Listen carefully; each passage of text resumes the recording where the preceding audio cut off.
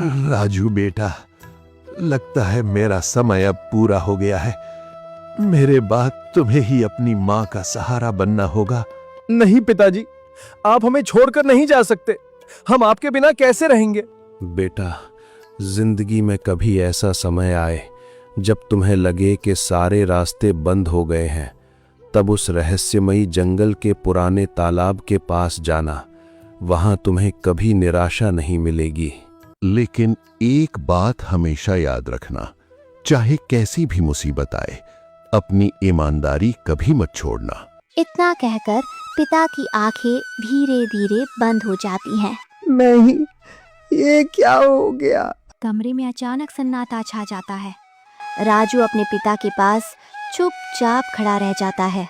उस दिन राजू ने सिर्फ अपने पिता को नहीं खोया, बल्कि उसी पल उसका बचपन भी खत्म हो गया। पिता के जाने के बाद उस छोटे से घर में अब सिर्फ सन्नाटा रह गया था और साथ में गरीबी की चिंता। राजू, घर में खाने के लिए एक दाना भी नहीं बचा है। अब हम क्या करेंगे बेटा? माँ जी, आप चिंता मत करो, मैं और मालिक है ना, हम दोनों मिलकर सब ठीक कर देंगे, है ना मालिक? हाँ माँ, पिताजी अब हमारे साथ नहीं है, लेकिन उनकी दी हुई ये लोहे की कुल्हाड़ी हमारे काम आएगी। राजू पास रखी कुल्हाड़ी उठाता है। कल सुबह मैं और गट्टू जंगल जाएंगे, लकड़ियाँ काट कर लाएंगे और बेचेंगे, उसी से घर चलेगा। बेटा, वो जंगल थोड़ा खतरनाक है, पर अब हमारे पास कोई और रास्ता भी नहीं है। बस संभल कर जाना। उस रात राजू सो नहीं पाया, क्योंकि अब उसे सिर्फ अपना नहीं बल्कि अपनी माँ का भी ख्याल रखना था।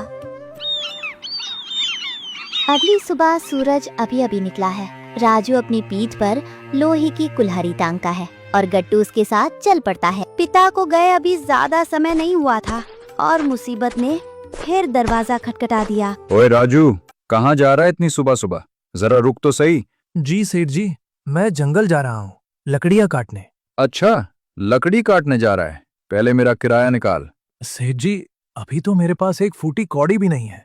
जैसे ही कुछ पैसे मिलेंगे मैं आपका किराया जरूर दे दूंगा। बहाने मत बना, मैं तुझे 2 दिन का समय दे रहा हूँ। अगर 2 दिन में पैसे नहीं मिले तो अपना सामान बांध कर घर खाली कर देना, समझ गया? राजू और गट्टू एक दूसरे की तरफ देखते हैं। मालिक, लगता है सेठ जी ने आज नाश्ते में कड़वा करेला खाया है, तभी इतनी कड़वी बातें कर रहे हैं। एक घोड़े, जुबान संभाल कर बात कर।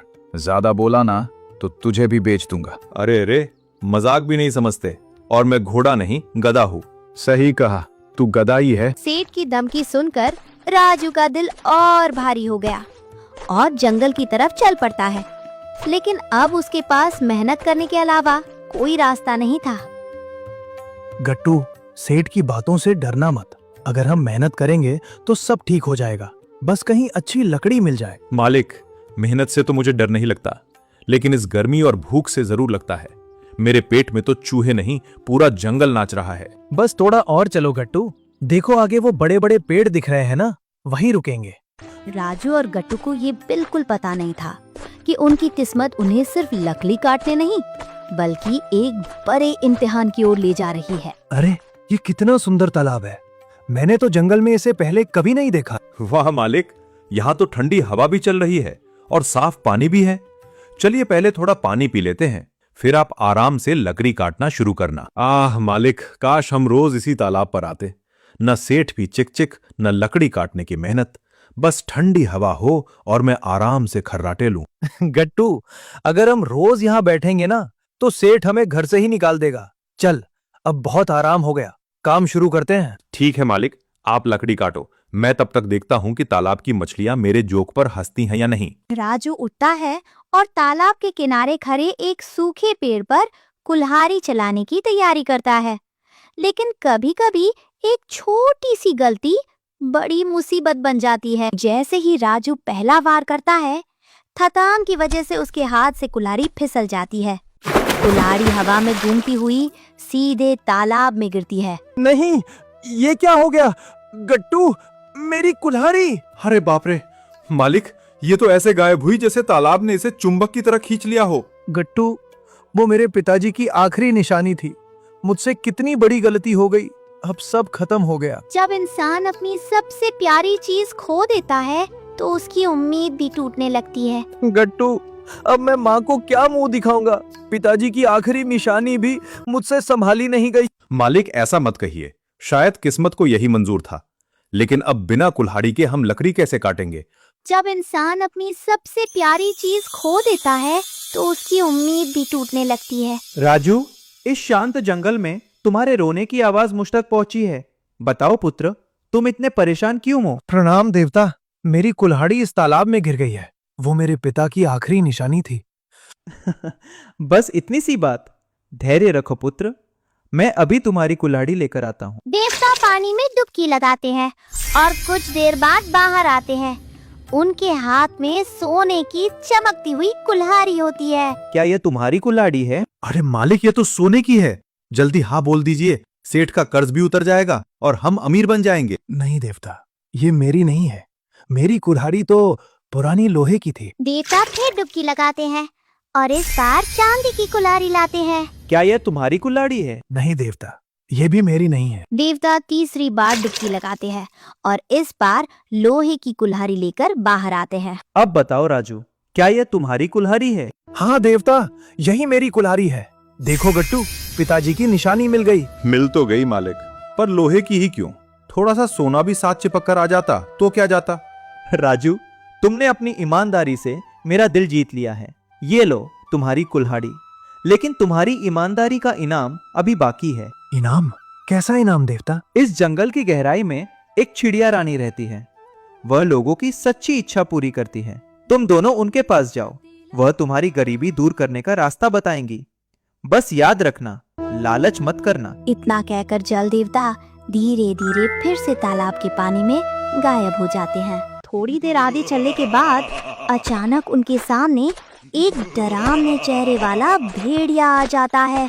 रुको, इस जंगल में आगे जाना है तो पहले मुझे कुछ ऐसा दो जिससे मेरी भूख मिट जाए, वरना तुम दोनों को यहीं खा जाऊंगा। अरे भेड़िया महाराज, आप भूख की बात करते हैं? मेरे मालिक के पास तो एक जादुई कुल्हाड़ी है। जादुई कुल्हाड़ी? हाँ महाराज, अगर उस कुल्हाड़ी को तालाब के पास वाले बड़े पत्थर पर मारा जाए तो वहां से अमृत फल निकलता है। जो भी उसे खा ले वो पूरे जंगल का सबसे ताकतवर बन जाता है, या बरसों से लगी भूख भी मिट जाती है। गट्टू, तू फिर शुरू हो गया। चुप रहिए मालिक। लेकिन महाराज, वो फल तभी निकलता है जब सामने वाला ईमानदारी दिखाए। अगर आप हमें जाने देंगे तो हम आपके लिए वही अमृत फल लेकर आएंगे। भेड़िया ताकत के लालच में आ जाता है और रास्ते से हट जाता है। ठीक है, जाओ, लेकिन याद रखना, अगर वो अमृत फल नहीं मिला तो तुम दोनों का बचना मुश्किल होगा। बिल्कुल बिल्कुल महाराज, हम अभी फल लेकर आते हैं। राजू और गट्टू तेजी से वहां से भाग जाते हैं। पीछे भेड़िया पत्थर के पास बैठकर इंतजार करता रह जाता है। थोड़ा आगे जाने पर उन्हें एक चमकता हुआ बड़ा पेड़ दिखाई देता है। उसी पेड़ की एक डाल पर चिड़िया रानी बैठी होती है। गट्टू, तूने भेड़िए से अमृत फल का झूठ क्यों बोला? अगर उसे पता चल गया तो? मालिक, जब तक उसे समझ आएगा कि फल पत्थर से नहीं पेड़ से उगते हैं, तब तक हम चिड़िया रानी से मिलकर यहाँ से निकल भी चुके होंगे। इसे कहते हैं गट्टू का दिमाग। राजू और गट्टू कुछ समय चलने के बाद चिड़िया रानी के सामने खड़े हैं।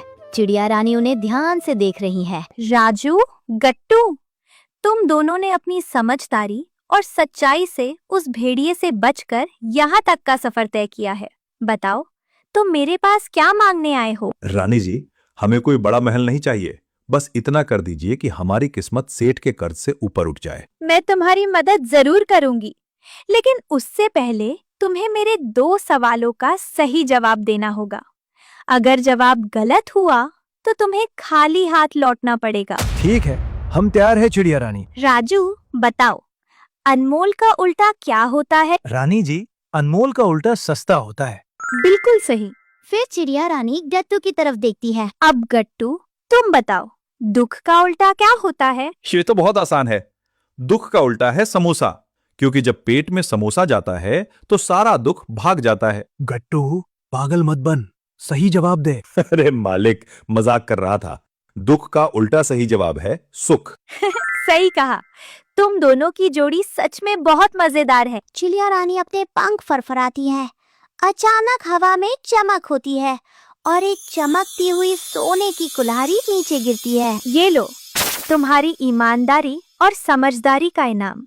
ये सोने की कुल्हाड़ी तुम्हारी है। बहुत बहुत धन्यवाद रानी जी, इससे हम सेठ का कर्ज चुका पाएंगे। लेकिन याद रखना, ये कुल्हाड़ी सिर्फ ईमानदार हाथों में ही सोने की रहती है। चलिए मालिक, अब सेठ की अकड़ निकालने का समय आ गया है।